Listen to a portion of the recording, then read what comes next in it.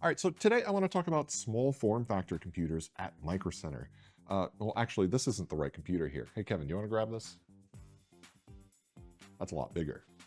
This is actually what I'm talking about. And this is from Minisforum, and you can find this at your local microcenter. Now, this is the 795S7, and this is a small form factor PC that packs a lot of punch. Now, this has a Ryzen 9 7945HX processor. So a device like this is really suitable for a small business, especially at this price point. Think about your receptionist, or think about your small business where their computing needs aren't very big. You have a pretty good CPU, you have 32 gigabytes of RAM, 1 terabyte SSD, so the specs in this are pretty great. But all you do are browser-based things, so think email, think Google Docs, Google Sheets, or if you use Office 365, everything with Word, Outlook, PowerPoint, Excel.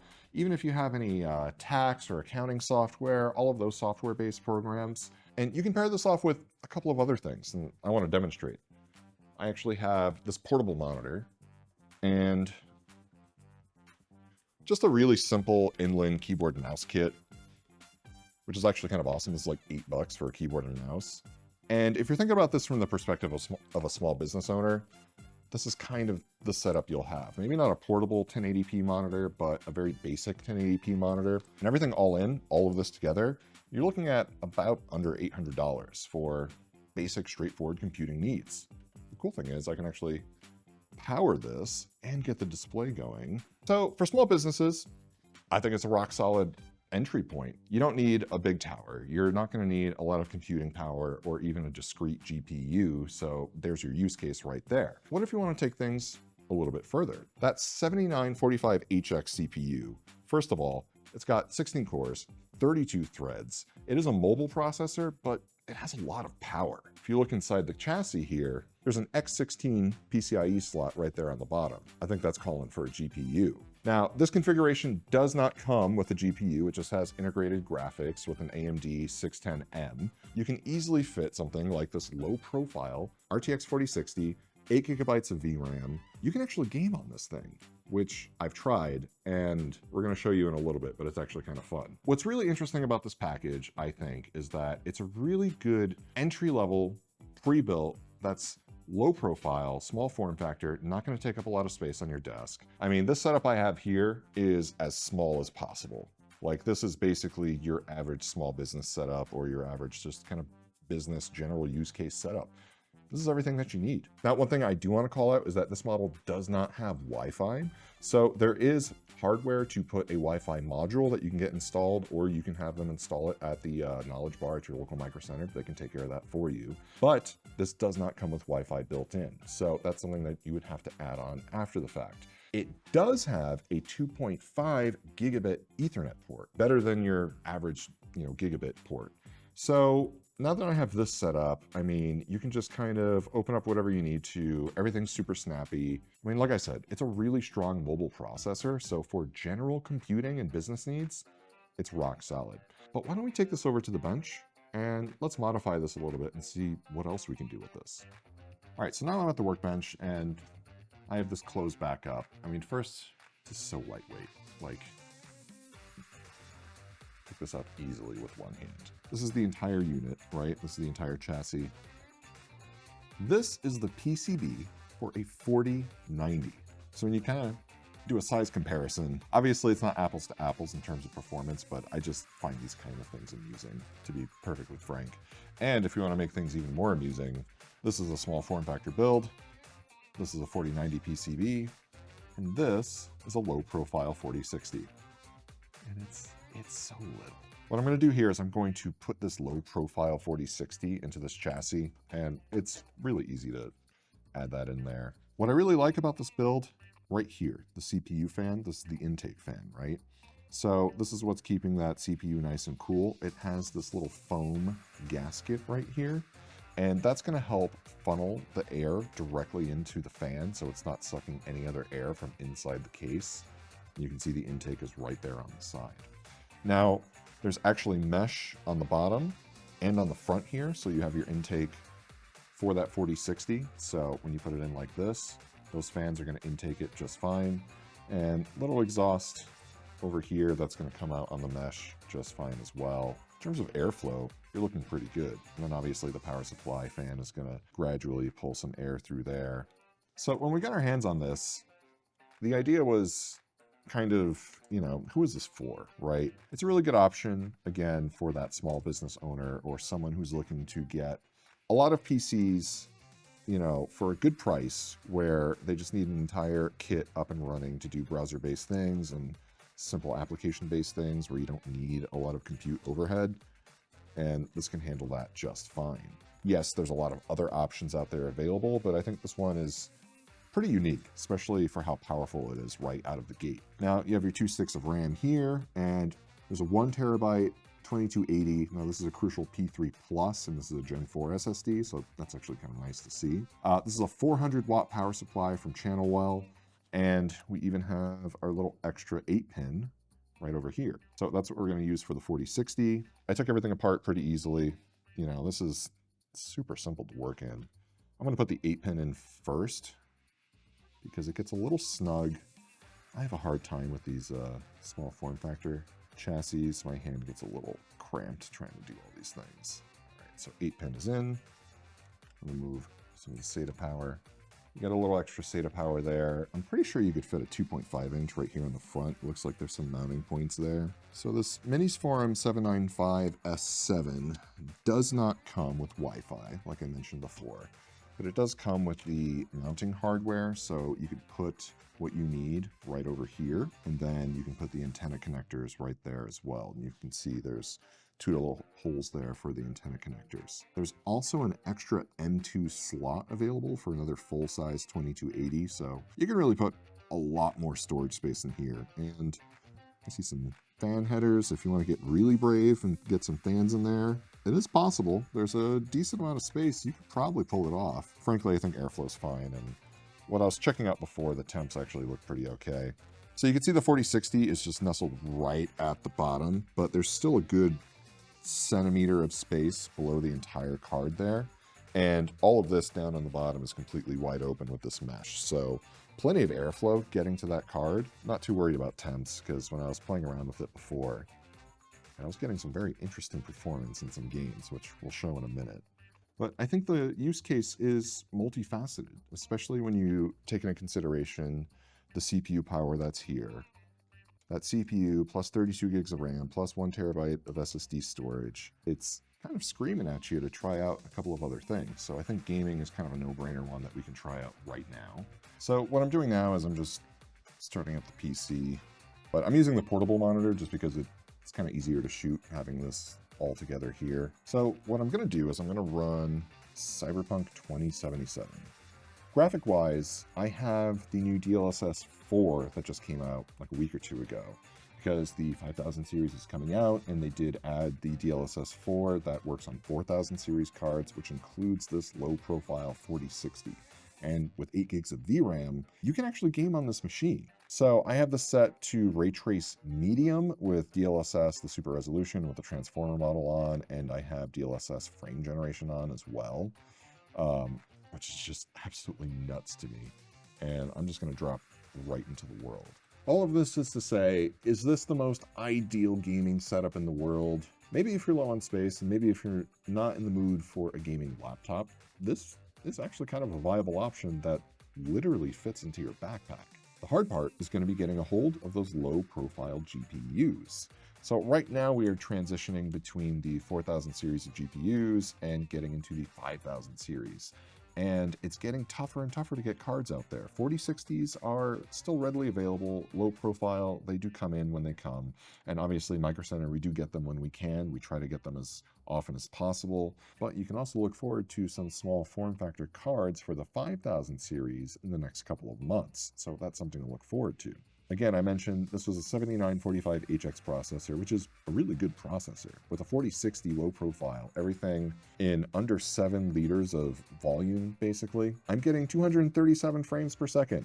1% lows, about 202, and that's on ray trace medium with DLSS 4 and frame gen. 249 frames per second, 1% lows. And when it comes to DLSS 4, I'm going to be honest, I think that for single-player RPG AAA games, I think it's perfectly fine, especially with frame gen. The technology is only going to get better and better. It's specifically trained for these games. And really, it's going to help the performance go a lot further than you could do with just raw raster. And I know a lot of people are talking about the difference between raw raster and what you're getting at with frame gen. Let's turn it up to Ray Trace Ultra, actually, because medium I did before, Ray Trace Ultra, frame gen on. So we do have a drop. It is a noticeable drop, but 108 frames per second, 1% lows, 90, 88, 81. I'm playing Cyberpunk on Ray Trace Ultra on this little itty bitty small form factor computer. That is absolutely nuts.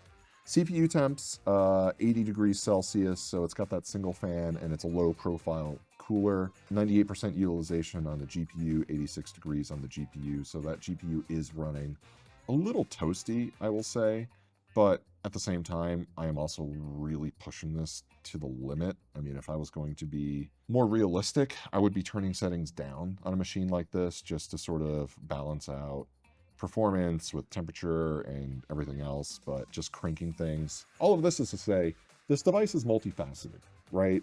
We have a regular PC, and I just want to try it out for a variety of different things just to see, you know, what can we push with a small form factor. So obviously gaming is a yes. Now I want to talk about AI for a minute, because this is a pretty good viable option for AI, believe it or not. Now that 4060, you're going to get some pretty good performance. I did try out LM Studio, but I was only getting about 2 to 3 tokens per second. Why stick with the 4060 when I can just step up to an A2000? Now, this is the 12 gigabyte model. So this has 12 gigabytes of VRAM in a low profile design, 70 watt TDP. This can pull everything from the PCIe slot. So actually there's no need to put any other power from the power supply. And why don't we put this in? Take it for a test drive. The A2000 has mini DisplayPort, so I have an adapter here for DisplayPort, so I'm gonna have to change gears and use a different monitor. But once I get this in, we'll change our setup.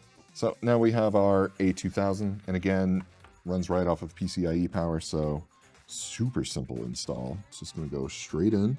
And I think Minisforum has been really blowing up in popularity over the last year or so, and microcenter carries a wide range of Minisforum products, which is why we've been doing more content on them. An interesting category that's going to grow in the future, because you have a lot happening on the high end, right? On the absolute high end in terms of gaming PCs and workstations and everything else. But there is still a world where people don't need all of that, right? And they can get the power that they need in a small form factor, even if it is a mobile processor, you know, with integrated graphics. That's going to give you more than enough juice to kind of just do your daily tasks, daily business, basic compute. We have another Minisforum right over here, and this is another small form factor PC that we're going to do a video on, so I'll talk about it a little bit later. So again, 4090 PCB, small form factor PC, even smaller mini PC. So like I said, as things go bigger and bigger on the high end, there really is an area where, you know, these mobile chips in a small form factor desktop can really just shine. And they're not going to pull a lot of power. And she's all set. All right, I'm going to get this set up with a different monitor, so bear with me. All right, so now we're taking a look at LM Studio, which is what I've been using a lot to play around with local AI. I have Llama. Now this is Llama 3.1. This is 8B, but this is a Q4. Usually I use a Q8 with some of the bigger GPUs that I have, but I figured let's just try a Q4 for this one. I actually probably could fit a Q8 on this 12 gig A2000, but I think this will be fine for now. So what I did was I went on Anthropic and I used their prompt library. I like using that as sort of a benchmark. I just pick one of the prompts that they have. So they have a system prompt and then they have a user prompt. And that's generally a good way for me to just gauge speed with some different hardware. I know that LM Studio is not the best benchmark for testing out tokens per second. I know that there's other ones that you can use, but I just like using this because it's a pretty easy to use program. 28.26 tokens per second. That's actually pretty good. Keep in mind with our 4090, we can get anywhere from 40 to 50 tokens per second on a full Q8 of Llama 3.1 8B. The A2000 is a really awesome small form factor GPU for productivity or for this kind of use case, right? For AI or anything else that you need GPU accelerated tasks for. So it really excels there, especially since it has, I think, GDDR6 ECC VRAM. So it's a pretty good card for this use case. What I like about LM Studio too is that you can actually take advantage of all of those cores as well. So again, 16 cores, 32 threads. So that paired with the 32 gigs of RAM, that 12 gigs of VRAM, I mean, this could be a nice little local AI machine as well. So, I mean, we're really talking like your entry level, business productivity kind of PC, but also it could be a gaming PC. It could also be a workstation. This is a very, very versatile small form factor device. And I really think the point of this video is to just demonstrate the versatility. It can actually do a lot of things pretty well. Now, if you want to focus on a very specific use case, like if you want a local AI workstation that is solely an AI workstation, then you might want to go a little bit further on that tech journey in that way. And if you want a gaming PC that is solely a gaming PC and excels there, there's some different hardware configurations to look into to go further there. But for being a small and somewhat budget-friendly device, this is pretty awesome. Now, I'm going to hand this over to Jacob because Jacob actually has a couple of ideas of what he wants to tinker with next.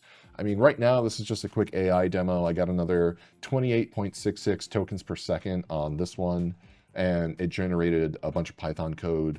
I don't know Python, so I can't validate if the code is actually good, but at least from what I saw from the other prompt that we did, it actually did a pretty good job. This is taking some complex text and explaining it like I'm 5. So that's actually kind of cool. But let me pass this over to Jacob. I think he has a couple of cool use cases that he wants to demonstrate too. The Minisforum795S7 is absolutely incredible for business and gaming, and I think it's going to be even better for creatives. Whether you're a photographer, graphic designer, or doing some light video editing, this thing has the horsepower that you need. But where I think it's really going to shine is in the home lab community. With 16 cores and 32 threads, this thing has ample power for virtual machines. I have Ubuntu server on here running a quad-core VM with 2 gigs of RAM, and then Pop! OS is on here with another quad-core CPU and 8 gigs of RAM. Not only that, but I have Windows installing on a VM right now with 10 cores and 16 gigs of RAM. I installed Proxmox on this in less than 5 minutes, and I had my first VM going in less than 20. This Minisforum PC is incredibly powerful, especially once you start adding GPU power to it. And all you have to do to access it from anywhere in the world is have an endpoint on this machine for Tailscale or TwinGate or any other VPN of your choice. And it's super incredible, especially for the price and the TDP, which is only 55 watts. Just incredible. So that about does it for this video. We really just wanted to do kind of a high level look at all of the different things that you can do with this Minisforum795S7 small form factor desktop PC. I mean, honestly, it can do a lot. And specs wise, everything that we're carrying from Minisforum is very impressive. So I'm actually looking forward to playing around with their assortment of items that we're carrying at Microcenter. So make sure you stay tuned for future videos. I definitely had an interesting time playing with this. It can game, it can do AI, it can do just about anything you throw at it. So what would you do with a PC like this? Let us know in the comments below. And if you want to check out more Minisforum products, stop by your local Microcenter. And of course, if you don't have a Microcenter near you, make sure to comment #IWantAMicrocenter near me.